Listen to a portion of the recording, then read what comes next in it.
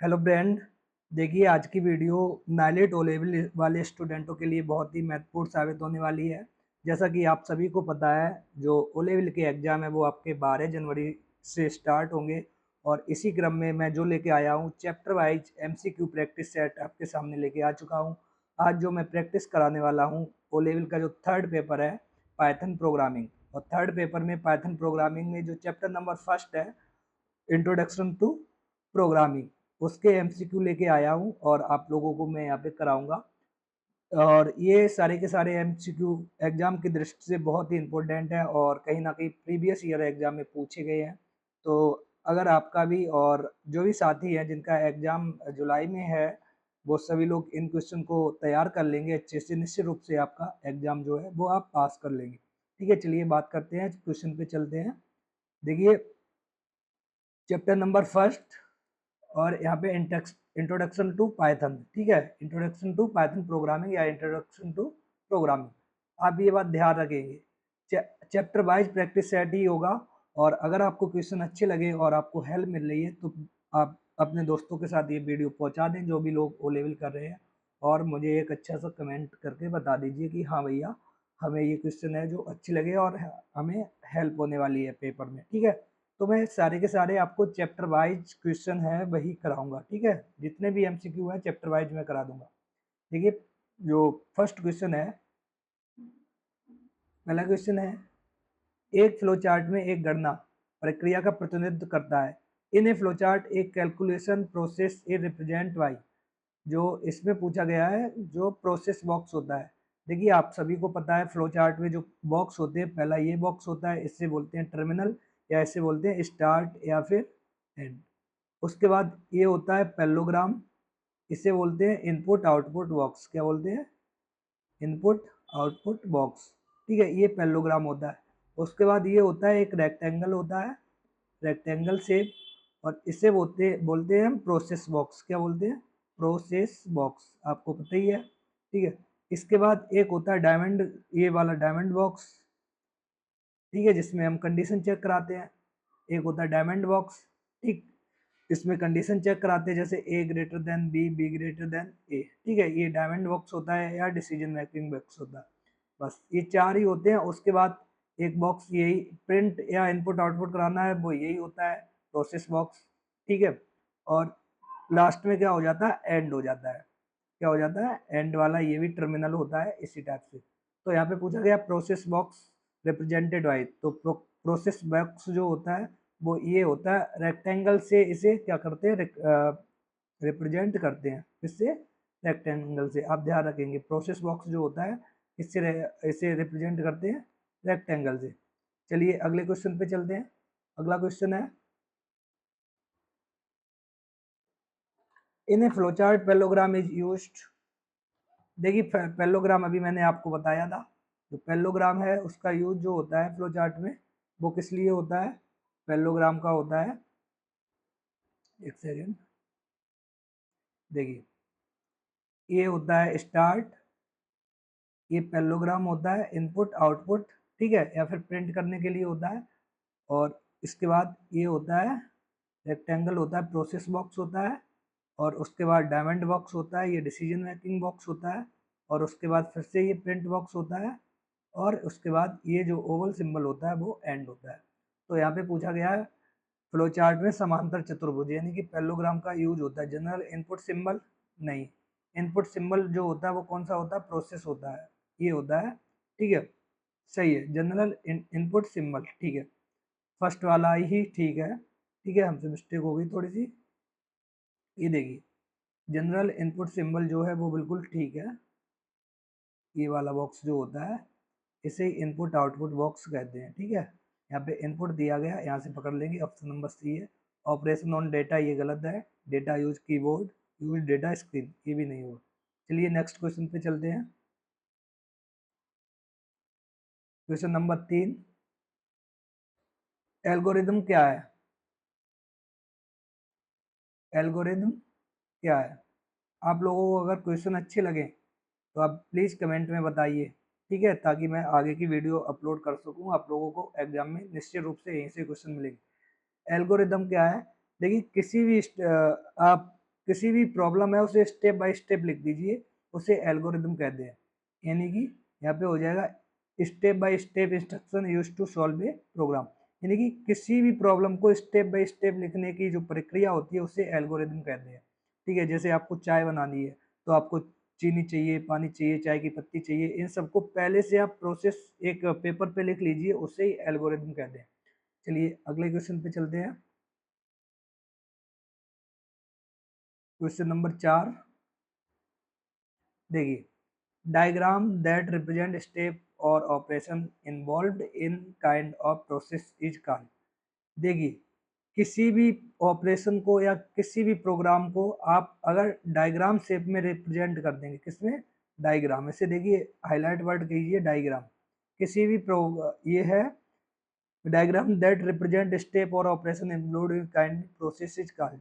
किसी भी प्रोसेस को डायग्राम में रिप्रेजेंट कर देंगे तो इसे हम बोलते हैं फ्लो चार्ट। क्या बोलेंगे, फ्लो चार्ट। आप लोग कीवर्ड ध्यान रखेंगे, जहां भी आपको डायमंड ये डायग्राम वर्ड मिल जाए आप तुरंत फ्लो चार्ट के पास चले जाएंगे। ठीक है, diagram flow chart, diagram flow chart. ठीक है, चलिए अगले क्वेश्चन पे चलते हैं। और अगला क्वेश्चन है क्वेश्चन नंबर 5। फ्लो चार्ट में एक इनपुट या आउटपुट इंस्ट्रक्शन द्वारा दर्शाए जाते हैं। तो पैरेललोग्राम, इनपुट आउटपुट के लिए अभी मैंने आपको बताया कौन सा बॉक्स होता है, पैरेललोग्राम होता है ये वाला। ठीक है,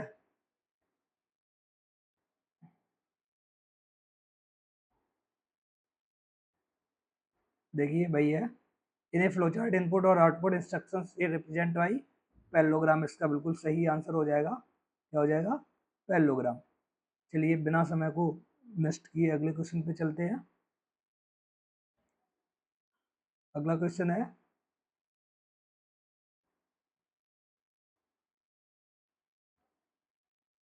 हाँ,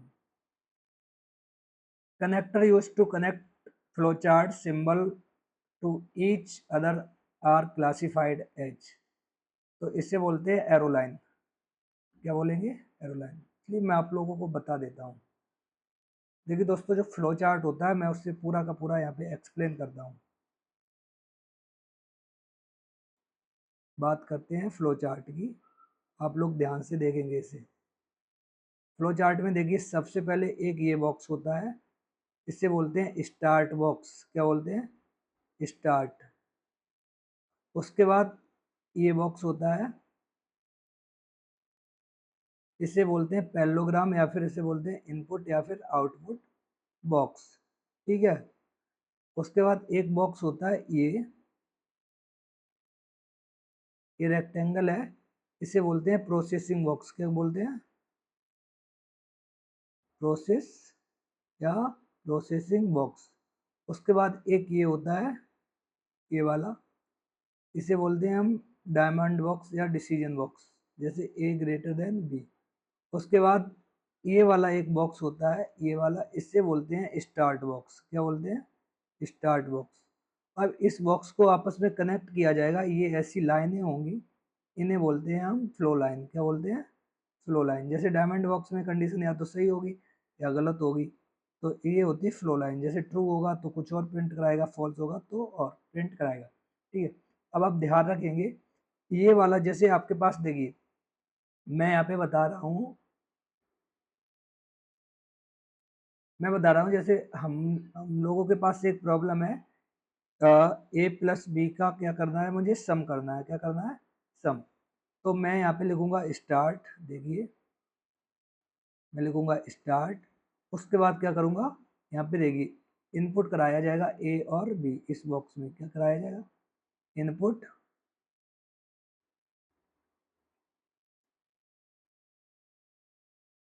चलिए फिर से बनाते हैं। जैसे देखिए मैंने यहाँ पे किया स्टार्ट,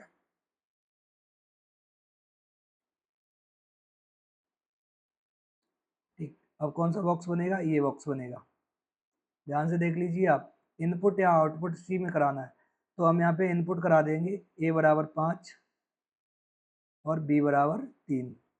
तो देखिए इनपुट कराया गया तो कौन सा बॉक्स बन गया, पैरेललोग्राम। उसके बाद हम यहाँ पे देखिए प्रोसेस कराएंगे, ए और बी को जोड़ेंगे सी में, सी बराबर ए प्लस बी। ठीक है, ये हो गया। अब क्या कराना, सी को प्रिंट कराना है, तो प्रिंट कराने के लिए फिर से वही बॉक्स बनाएंगे, ये वाला पैरेललोग्राम, प्रिंट सी, और यहाँ पे हम कर देंगे स्टॉप, क्या कर देंगे, स्टॉप। तो ये देखिए एक नंबर को सम कराने की जो फ्लो चार्ट है वो बन के आ चुका है आपकी स्क्रीन पर, तो इससे बोलेंगे फ्लो चार्ट। ठीक है, तो आपको ये बात समझ में आ गई होगी।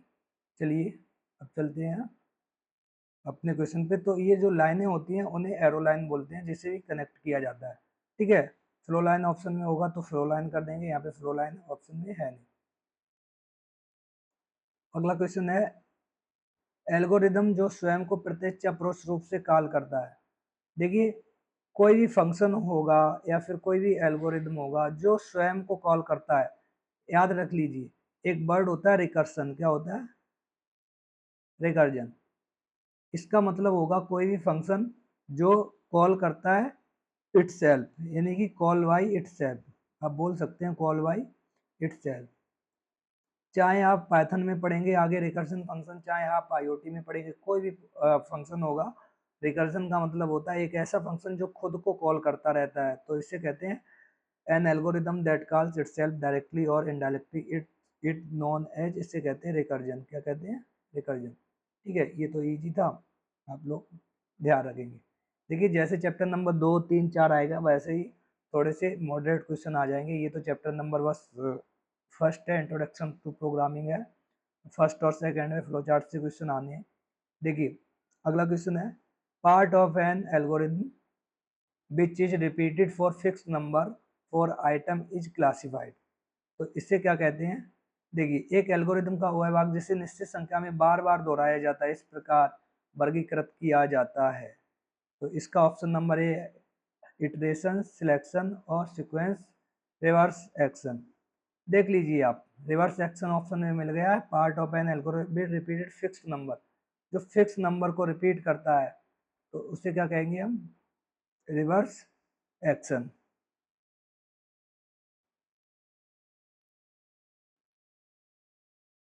ठीक है, चलिए अगले क्वेश्चन पे चलते हैं।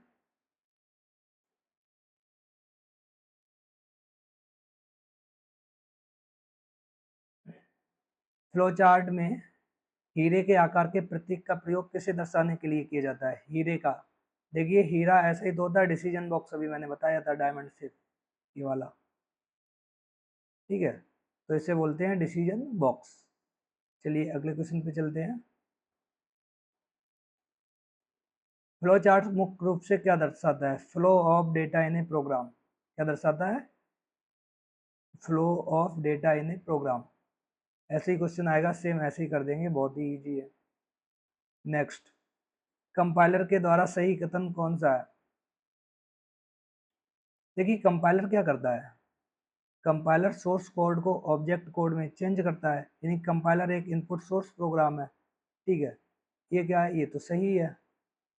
अगला, ये सोर्स कोड को संपूर्ण ऑब्जेक्ट कोड में ट्रांसलेट करता है, ये भी ठीक है। देखिए कंपाइलर जो होता है पूरे के पूरे सोर्स कोड को ऑब्जेक्ट कोड में चेंज करता है। सोर्स क्या होता है, सोर्स टू ऑब्जेक्ट, सोर्स को किस में चेंज करता है, ऑब्जेक्ट। ठीक है, सोर्स क्या होता है, सोर्स मशीनी लैंग्वेज होती है, ऑब्जेक्ट क्या होता है, हाई लेवल लैंग्वेज होती है। सोर्स मशीनी लैंग्वेज यानी कि जो लैंग्वेज कंप्यूटर जानता है, हाई लेवल लैंग्वेज जो लैंग्वेज ह्यूमन या फिर हम लोग जानते हैं। ठीक है, एक होता है इंटरप्रेटर, इंटरप्रेटर क्या करता है, line by line source code को मशीनी कोड में चेंज करता है या फिर सोर्स कोड को ऑब्जेक्ट कोड में चेंज करता है। कंपाइलर क्या होता है, पूरे के पूरे प्रोग्राम को एक ही बार में मशीनी लैंग्वेज से हाई लेवल लैंग्वेज में चेंज करता है। अगला पॉइंट देखिए, कंपाइलर का आउटपुट ऑब्जेक्ट कोड होता है, बिल्कुल है, क्योंकि ये सोर्स कोड होता है, इसे कन्वर्ट करने के बाद ऑब्जेक्ट कोड में चेंज करता है, यानी कि कंपाइलर का आउटपुट ऑब्जेक्ट कोड होता है। यानी कि ये भी ठीक है, ये भी ठीक है, ये भी है ठीक है। ऑप्शन नंबर डी होगा ऑल ऑफ दी एबव, वही हमारा आंसर सही हो जाएगा। क्या हो जाएगा, ऑल ऑफ दी एबव। ठीक है, यानी कि सारे के सारे ऑप्शन सही हैं। कौन से, सारे के सारे सही हैं। तो कंपाइलर इंटरप्रेटर को बहुत ही अच्छे ढंग से आप सभी लोग पढ़ लेंगे, यहाँ से क्वेश्चन आने हैं कंपाइलर और इंटरप्रेटर के। इसका आंसर है ऑल ऑफ दी एबव। ठीक है, चलिए आगे बात करते हैं अगले क्वेश्चन पे। सूडो कोड क्या है, देखिए सूडो कोड को अगर मैं बात करें, आप याद रखेंगे एल्गोरिदम का जो बिगड़ा हुआ रूप है उसे सूडो कोड कहते हैं। यानी कि एल्गोरिदम को, जो एल्गो होती है, उसे सेम इंग्लिश लैंग्वेज में लिख दीजिए जो हमें समझ में आए, किसे, हम लोगों को या किसी और को आसानी में समझ में आ जाए। उसे हम क्या कहते हैं, उसे सूडो कोड कहते हैं। क्या कहते हैं उसे? सूडो कोड कहते हैं। ठीक है, चलिए बात करते हैं इसके ऑप्शन की। ऑप्शन पे ले चलते हैं आप लोगों को मैं। देखिए फर्स्ट ही ऑप्शन आ गया सामने, आपको दिखाई भी दे जाएगा। Structure English to communicate logic of a program, इसे ही सूडो कोड बोलते हैं। ठीक है, ये ऑप्शन नंबर ए बिल्कुल सही जवाब है। चलिए आगे चलते हैं अगले क्वेश्चन पे।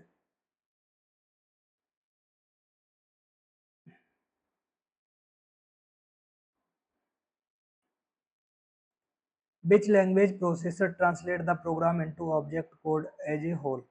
देखिए कौन सा जो लैंग्वेज प्रोसेसर है वो पूरा का पूरा ऑब्जेक्ट होता है उसे एक बार में ट्रांसलेट कर देता है। तो पूरा का पूरा ऑब्जेक्ट होगा उसे कंपाइलर करेगा। ठीक है, होल प्रोग्राम को कंपाइलर क्या करता है, होल प्रोग्राम को कन्वर्ट कर देता है। ठीक, और जो इंटरप्रेटर होता है ये कैसे करता है, line by line, line by line. तो आप लोग ध्यान रखेंगे, पूरे प्रोग्राम की बात आएगी तो कंपाइलर होगा। चलिए आगे चलते हैं अगले क्वेश्चन पे।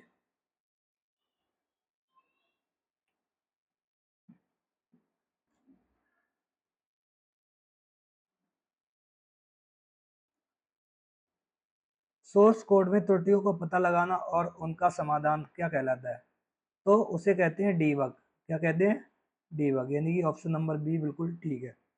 ठीक, देखिए बग किसे कहते हैं, कंप्यूटर में जो एरर होती है उसे बग कहते हैं। क्या कहते हैं, कंप्यूटर में एरर को बग कहते हैं। अब डीबग क्या कहते हैं, डीबग कहते हैं एरर को, यानी कि जो बग है उसे अपने आप सही कर दे कंप्यूटर, फाइंड करके ऑटोमेटिक सही कर दे। क्या करता है, ऑटोमेटिक सही कर देता है एरर को। ठीक है, ऑटोमेटिक करेक्ट, करेक्ट एरर, इसे कहते हैं हम लोग डीबग। ठीक है, तो वही है कि सोर्स कोड में त्रुटियों का पता लगाना और उसका समाधान क्या कहलाता है, उसे हम डीबग कहते हैं। चलिए आगे चलते हैं, आगे बात करते हैं। सोर्स कोड का मशीनी कोड में अनुवाद करता है, तो सोर्स कोड का मशीनी कोड में जो अनुवाद करेगा वो कौन करता है, उससे बोलते हैं ऑपरेटिंग सिस्टम और प्रोग्रामिंग लैंग्वेज, लैंग्वेज प्रोसेसर। क्या कहते हैं, लैंग्वेज प्रोसेसर। देखिए लैंग्वेज प्रोसेसर के ही नाम है कंपाइलर और इंटरप्रेटर। क्या, कंपाइलर और इंटरप्रेटर, ये लैंग्वेज प्रोसेसर को ही बोलते हैं। ठीक है, कंपाइलर और इंटरप्रेटर, आप लोग ये ध्यान रखेंगे। चलिए अगले क्वेश्चन पे चलते हैं। दोस्तों वीडियो को लाइक कर देंगे और चैनल को सब्सक्राइब कर लेंगे, और आप बताएंगे आपको क्वेश्चन कैसे लग रहे हैं। अगर आप बताएंगे, आपके जो रिस्पॉन्स है पॉजिटिव होंगे, तो मैं सारे जो जितने भी चैप्टर हैं सबके एमसीक्यू क्वेश्चन, जो इम्पोर्टेंट क्वेश्चन है सभी चैप्टर से 100 एमसीक्यू लेके आ जाऊंगा और आपको करा दूंगा पेपर में। आप आराम से इन तैयार करके पास हो जाएंगे। किसी समस्या को हल करने के लिए चरण दर चरण, देखिए स्टेप बाय स्टेप की जहाँ भी बात हो जाए उसे हम कहते हैं एल्गोरिदम। क्या कहते हैं, एल्गोरिदम। एल्गोरिदम क्या होती है, एल्गो होती है किसी समस्या को हल करने की स्टेप बाय स्टेप, जो स्टेप बाय स्टेप सॉल्यूशन होता है उसे एल्गोरिदम कहते हैं। चलिए अगला क्वेश्चन नंबर 17 आ गए। देखिए इस set of instruction that tell the computer how to behave, what is to the drive at the solution of a particular problem. ठीक है, देखिए इंस्ट्रक्शन का एक सेट, यानी कि निर्देशों का एक समूह जो कंप्यूटर को बताता है क्या करना है और किसी विशेष समस्या के समाधान के लिए क्या करना है। तो किसी भी विशेष समस्या के समाधान के लिए आपको इंस्ट्रक्शन का सेट करना है, सेट बनाना है, इसे तो एल्गोरिदम कहते हैं। क्या कहते हैं, इसे तो एल्गो कहते हैं। तो ऑप्शन नंबर ए बिल्कुल सही हो जाएगा।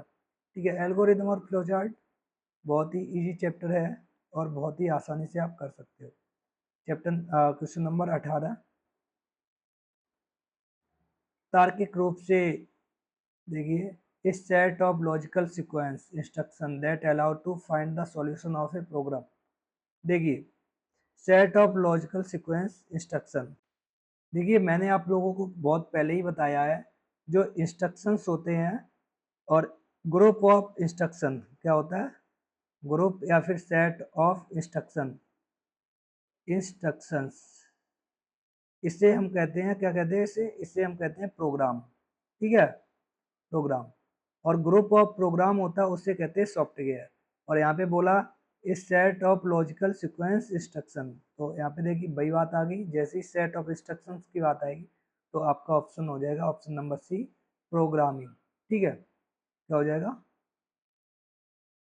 Sorry C, option number D एक बार देखता हूँ, प्रोग्राम है इसमें, हाँ ऑप्शन नंबर डी बिल्कुल ठीक हो जाएगा, प्रोग्राम। ठीक है, ये मैंने बता दिया ग्रुप ऑफ इंस्ट्रक्शंस को क्या कहते हैं, प्रोग्राम कहते हैं, ध्यान रखेंगे ये बात। ठीक है, और ग्रुप ऑफ प्रोग्राम को क्या कहते हैं, ग्रुप ऑफ प्रोग्राम को सॉफ्टवेयर कहते हैं। चलिए आगे बढ़ते हैं क्वेश्चन नंबर 19 पे, थोड़ा सा फास्ट थोड़ा सा तेज करा रहे हैं। ठीक है,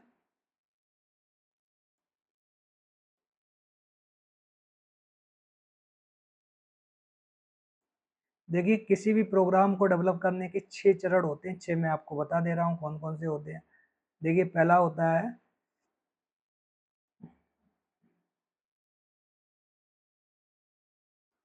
पहला होगा किसी आपके पास कोई भी डिफाइन है प्रॉब्लम, कोई भी प्रोग्राम आपको डेवलप करना है, सबसे पहले आपको पास एक प्रॉब्लम होनी चाहिए, उसे अच्छे से डिफाइन करेंगे, फिर उस प्रॉब्लम को एनालाइज करेंगे, फिर डेवलप करेंगे, फिर राइट करेंगे, फिर टेस्ट एंड डिबग करेंगे, और उसके बाद उसका डॉक्यूमेंटेशन। ठीक है, यूजर मैनुअल जो होता है उसे यूज कैसे करना, ये 6 चरण होते हैं, आप 6 के 6 स्टेप याद करेंगे, define, analyze, develop, write, test and debug और डॉक्यूमेंट। चलिए अगले क्वेश्चन पे चलते हैं तुरंत। पाइथन किस पीढ़ी की प्रोग्रामिंग लैंग्वेज है, तो जैसा क्वेश्चन है वैसा इसका आंसर रखेंगे। जो पाइथन है वो 4th जनरेशन की प्रोग्रामिंग लैंग्वेज है, किसकी है, 4th जनरेशन की। ठीक है, 4th जनरेशन की प्रोग्रामिंग लैंग्वेज है पाइथन। आगे देखिए, निम्न में से किस प्रोग्रामिंग भाषा को पीढ़ी में कोड तेजी से निष्पादित किया जाता है। देखिए ये क्वेश्चन थोड़ा सा आप लोगों को हो सकता है आप परेशान हो जाए।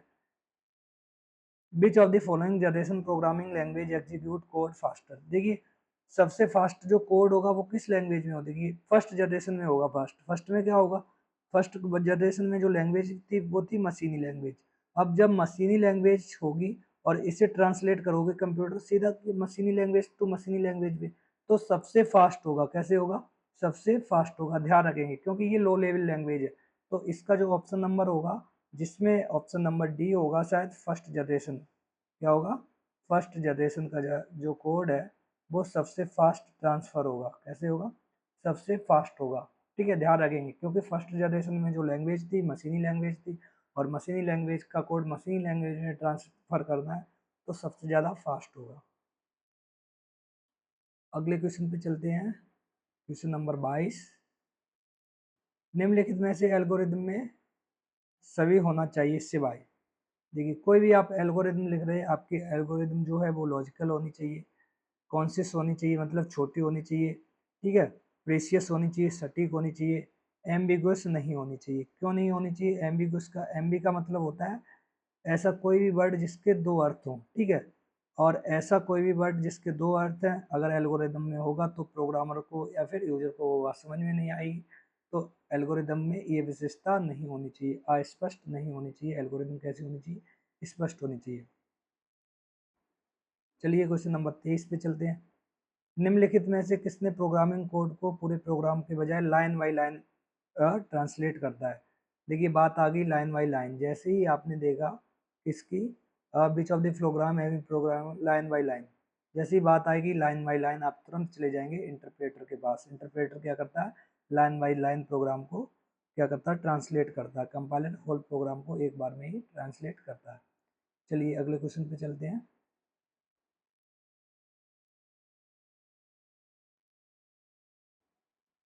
देखिए अगला क्वेश्चन है, टेस्टिंग प्रक्रिया का पहला लक्ष्य क्या है, what is the testing process first goal.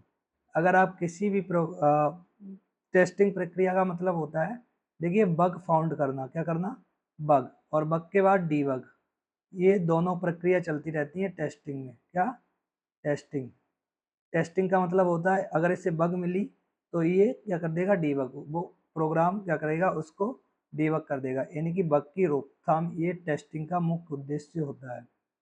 Next question number 25। Coding के दौरान सॉफ्टवेयर की गलतियों को के रूप में जाता है। तो कोडिंग के दौरान जो गलतियां होती हैं उसे आपको पता ही है क्या कहते हैं, उसे बग कहते हैं। बहुत ईजी था। चलिए आगे चलते हैं। देखिए, test should be conducted every possible, हर संभव के लिए टेस्ट आयोजित किया जाना चाहिए। किसके लिए हर संभव? डेटा आपके पास है तो भी आपको टेस्ट करके देख लेनी चाहिए, एरर तो नहीं है। केस होगा तब भी और वेरिएबल होगा तब भी, यानी कि ऑल ऑफ दी एबव सही है। मतलब डेटा, केस, वेरिएबल इन सभी के लिए टेस्ट को आयोजित कर लेना चाहिए, यानी कि टेस्ट करके देख लेनी चाहिए। ठीक है, कहीं एरर तो नहीं है। चलिए आगे चलते हैं। 26, डिबगिंग क्या है? देखिए, जो कंप्यूटर में बग होती है उसे ऑटोमेटिक रूप से सही करने की जो प्रक्रिया होती है उसे डिबग कहते हैं। तो वही है, डिबगिंग इज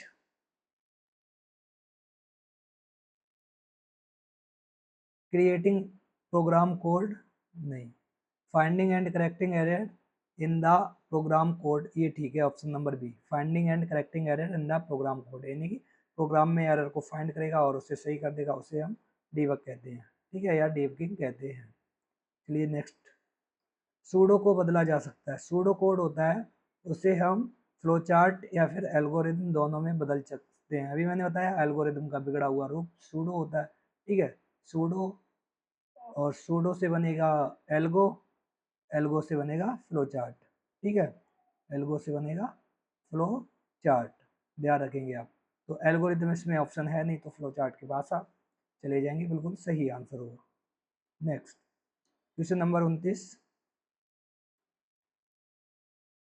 यदि कोई प्रोग्राम अपने काम काज में उपयोगकर्ता की आवश्यकता को पूरा नहीं करता तो वह है, यानी कि if a program in its functioning has not met user requirement, यानी कि कोई भी प्रोग्राम आपने बनाया वो यूजर की ज़रूरतों को फुलफिल नहीं करता, तो उसे क्या बोलते हैं? तो उसे हम एरर बोलते हैं? नहीं बोलते हैं। फेलियर बोलते हैं? फेलियर नहीं बोलते हैं। तो उसे हम बोलते हैं फॉल्ट। क्या बोलते हैं? फॉल्ट, ध्यान रखेंगे, फॉल्ट बोलते हैं। ठीक है,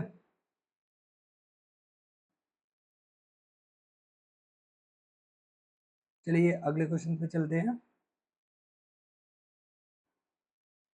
केस क्या है? देखिए, केस की फुल फॉर्म भी पूछी जाती है, याद रखिए। केस एक टूल होता है जो ऑटोमेटिक रूप से जो सॉफ्टवेयर या प्रोग्राम होते हैं उन्हें बनाने में हेल्प की जाती है। जो सॉफ्टवेयर इंजीनियर होते हैं वो केस टूल का बहुत यूज होता है, करते हैं। इसका मतलब होता है computer aided software engineering. Case का मतलब क्या होता है? कंप्यूटर एडेड सॉफ्टवेयर इंजीनियरिंग, याद रखेंगे। चलिए आगे बढ़ते हैं। सॉफ्टवेयर में होते हैं, सॉफ्टवेयर कंसिस्ट ऑफ, देखिए अभी मैंने बताया था प्रोग्रामों का जो समूह होता है उसे सॉफ्टवेयर कहते हैं। ठीक है, सेट ऑफ प्रोग्राम, अभी मैंने आपको तुरंत इससे पहले बताया था, सेट ऑफ प्रोग्राम को सॉफ्टवेयर कहते हैं, सेट ऑफ इंस्ट्रक्शन को प्रोग्राम कहते हैं। चलिए आगे बढ़ते हैं।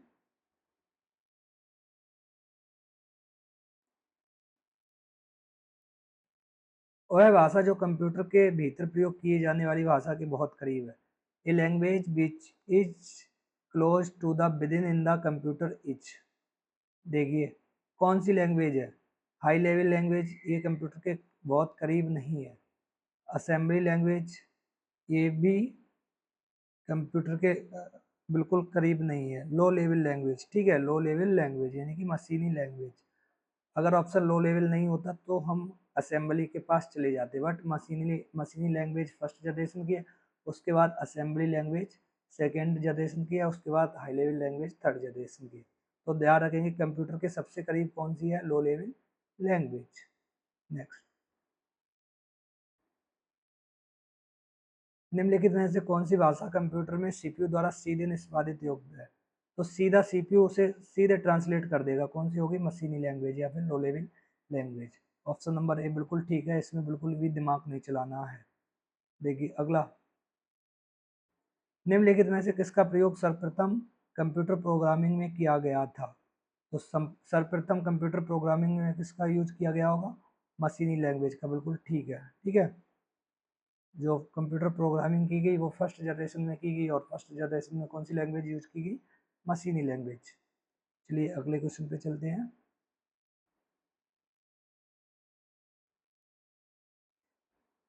देखिए, computer program are written in high level language, however the human readable version is program is called.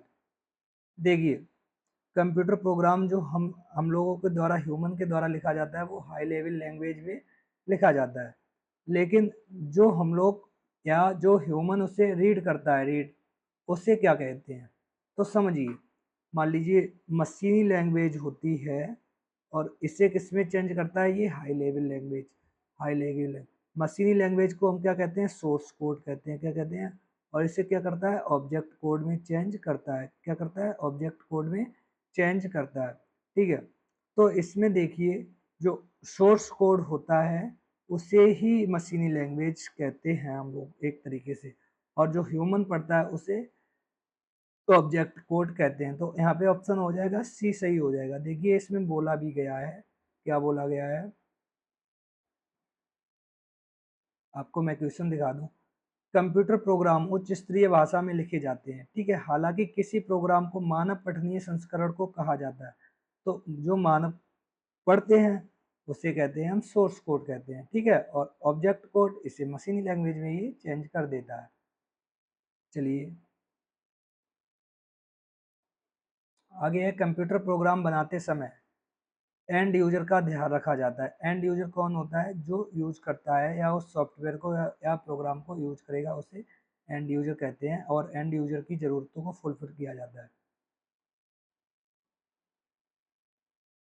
आगे देखिए, which of the following is not a characteristic high level language. High level language की characteristic क्या नहीं है? मशीनी code, platform independent, और interactive निष्पादन, यानी कि इंटरेक्टिव एग्जीक्यूशन, और user friendly. High level language जो होती है वो क्या होती है? ये प्लेटफॉर्म इंडिपेंडेंट होती है, और इंटरेक्टिव एग्जीक्यूशन होता है, और यूजर फ्रेंडली होती है। हम लोग पढ़ सकते हैं। मशीनी कोड इसकी विशेषता नहीं होती है। नेक्स्ट, और दो चार क्वेश्चन होंगे बस। एक भाषा जो मानव भाषा के करीब है, कौन सी करीब है? उसे सोर्स कोड कहते हैं, हाई लेवल लैंग्वेज कहते हैं। मानव भाषा के करीब है। लिखना, डीबग करना और मेंटेन करना आसान है के रूप में जाना जाता है। ठीक है, हाई लेवल लैंग्वेज होती है, कौन सी होती है? High level language. High level language जो है वो मानव के करीब है, ह्यूमन के करीब है। मशीनी लैंग्वेज जो है वो कंप्यूटर के करीब है। ठीक है, चलिए अगले क्वेश्चन पे चलते हैं।